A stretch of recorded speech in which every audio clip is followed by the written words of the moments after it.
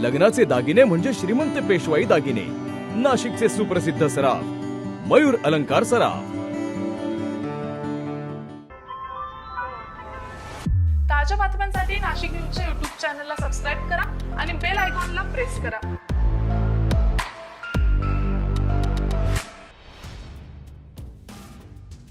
गेल्या 3 ते 4 दिवसांपूर्वी शहरात ढगाळ हवामान पाहायला मिळत होतं. मात्र शनिवारपासून वातावरण पुन्हा बदलायला सुरुवात झाली आहे.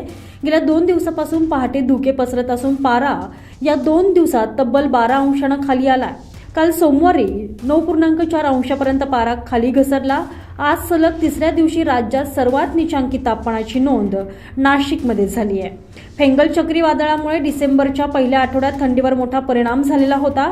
शनिवारी रात्रीपासून थंडीची तीव्रता वाढण्यास सुरुवात झाली आहे. रविवारी पहाटे थंडीचा कडाका नाशिककरांनी पुन्हा अनुभवलाय. शहरातील ढगाळ हवामान निवळलेलं असून दिवसभर आकाश निरभ्र राहिल्याचं दिसून आलंय. तसंच आठवडाभरापासून वातावरणात वाढलेली आर्द्रताही काही प्रमाणात कमी झाली आहे. काल सोमवारी सकाळी अवघे 79 तर सायंकाळी 44% इतकी आर्द्रता मोजण्यात आली. कमाल तापमान 26.5 अंशापर्यंत खाली घसरले. कमाल तापमानात सुद्धा घसरण सुरू झालेली असून पारा 3 अंशांना खाली आलेला आहे. यामुळे नाशिककरांना दिवसाही हवेत गारवा जाणवतोय. गोदाकाठावर पुन्हा एकदा शेकोट्या पेटू लागल्याचं चित्र सायंकाळी पाहायला मिळालेलं आहे. तर आज पहाटे हवेत प्रचंड गारवा असल्यानं जनजीवन देखील काहीसं विस्कळीत झालेलं होतं.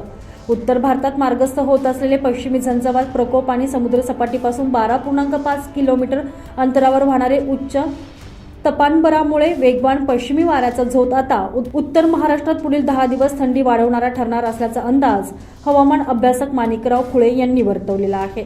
यामुळे आता 10 दिवस तरी थंडीची तीव्रता वाढण्यास पोषक वातावरण राहणार असल्याची चिन्ह निर्माण झालेली आहेत. संजय परमार, नाशिक न्यूज, नाशिक.